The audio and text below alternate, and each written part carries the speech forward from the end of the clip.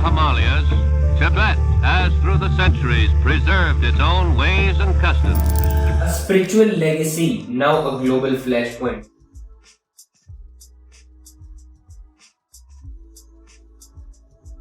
On 6 July, the world watched as India celebrated the 90th birthday of the Dalai Lama, a man Beijing calls a separatist, but millions revere him as a symbol of peace and resistance, a man with Nobel Peace Prize. Behind the prayers and candles lies a brewing storm. The Dalai Lama has confirmed that he will choose his own successor, a bold move that directly challenges the Chinese claim over Tibetan Buddhism. From the fall of Tibet to a government in exile in Dharamshala, from peace awakening to a geopolitical confrontation, will there be two Dalai Lamas? Will Beijing install a puppet to control Tibet forever? And where does India stand in this rising spiritual standoff? This is not just a story about religion, it is a story about power, politics, and the soul of a nation. Stay with us as we unravel the truth behind the next Dalai Lama and why the world should care. Well, this is Vibho. Welcome to The Learning. History of Tibet, a severe trauma on the Tibetans since 1950s.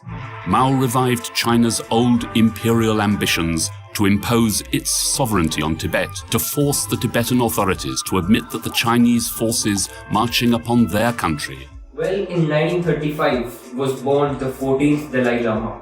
When he was 4, in 1939, he was entitled as the 14th Dalai Lama.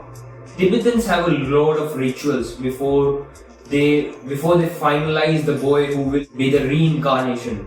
It is also believed that the Dalai Lama may get a dream and realize who the next Lama would be. Tibetans are very peace-loving people, were indeed an integral part of Akhand Bharat. To such innocent, calm and harmless men, China did all bad, snatched their Tibetan identity in the 1950s. For some strategic, political and economic factors, these thirsty communists merged Tibet into People's Republic of China. Dalai Lama stayed at the Patola Palace in Lhasa when the Chinese army circled around the city.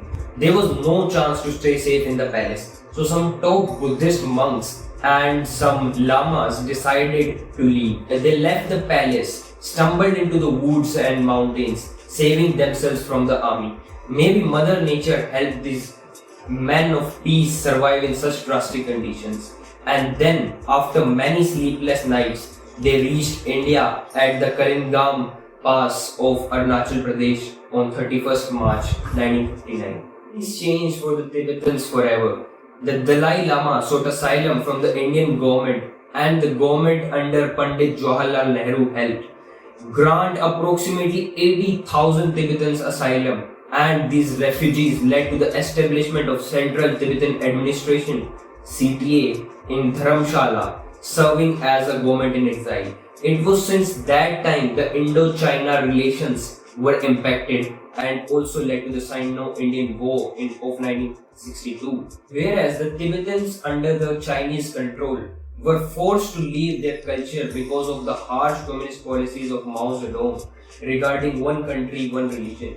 Well, this Mao Zedong is that man which is behind the Maoism and Naxalism in India. Now, as India celebrated the 90th birthday of the 14th Dalai Lama and his statement that the next Lama will be born in free world, that is outside China, has again risen the tensions between India and China.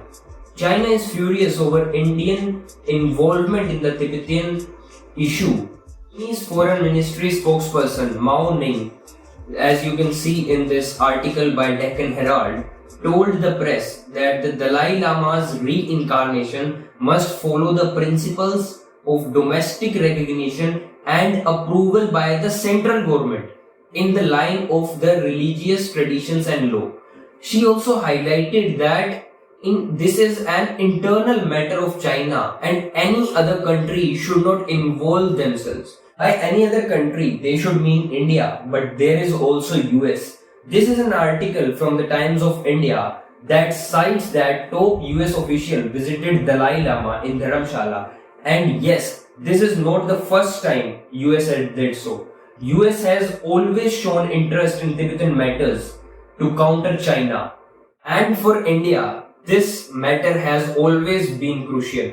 And now, as S. Jaishankar, the Indian Foreign Minister, visits China for the SCO or the Shanghai Cooperation Organization meeting, China has already started heated arguments. You could remember my video on US-China trade deal, where I told you about the rare earth minerals, as you can see here. जैसे कि US, India, इन सबको ही rare earth minerals की काफी जरूरत होती है. You cannot avoid them whatsoever. Be it EV vehicles, computers, televisions, और न जाने क्या क्या. So these rare earth minerals are not being supplied to India from China. And to negotiate regarding these, S. Jaishankar visit to China is significant. But China raises the issue regarding Indian involvement in Tibetan matters ahead of this meeting. I will bring a video on this meeting later on.